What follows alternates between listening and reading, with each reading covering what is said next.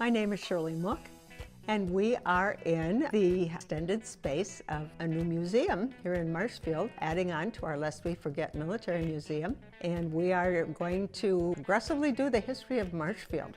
You'll be walking down the streets of time. This structure that is behind me is Louie River's log hotel.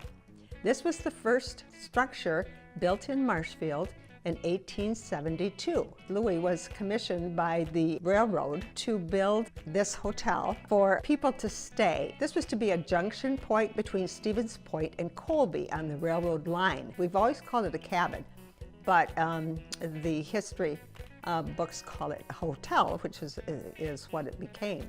So this was the first structure that there was here in the middle of this pine forest.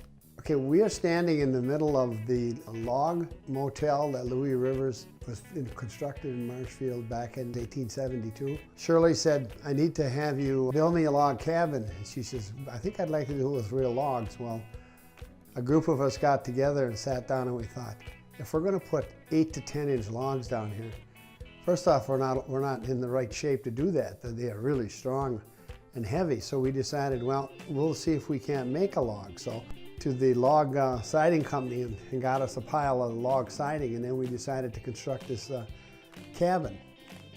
And if you look around and you can see up on top, it's a 2x6 structure. The reason it's 2x6 is to make the bulk of the log, so it looks like the log is actually a log. And if you look up on top, you'll see that we have actual logs for our roof joists. And those logs are strong enough, I would say, to lift an engine up there. They are really strong. And then we put a loft in here. And we'll have a kitchen. We will have like a country store, a bar, and a potbelly stove. This building, I would say, is probably maybe not quite half the size of what the other one was, but we would like to have built the original size, but we didn't have enough room in our facility here to build it. But this will be right pretty much close to the letter. And you'll see the doors are real short, because we figured that back in those days we didn't have 6 foot 6'2", but we did open this section over here so you can get 2, 3, or 4 people can stand in and see what's going on. So. Since we started this project, of course, we had a lot of volunteers for the Lest We Forget.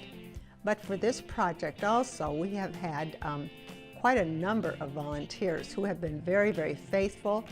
We have a lot of fun doing the construction. We laugh a lot and we have a good time, but it's also an educational process. The city is not funding any of this. We have committed to raising private funds to do this project. And so we're very serious about that. So anybody that wants to help, we really appreciate that. The preservation of the heritage of our community is very, very important. As time goes on, a lot of people don't even know the history of Marshfield, adults, and then children. They learn a little bit about it in 3rd grade, and that's the only Marshfield history that they get.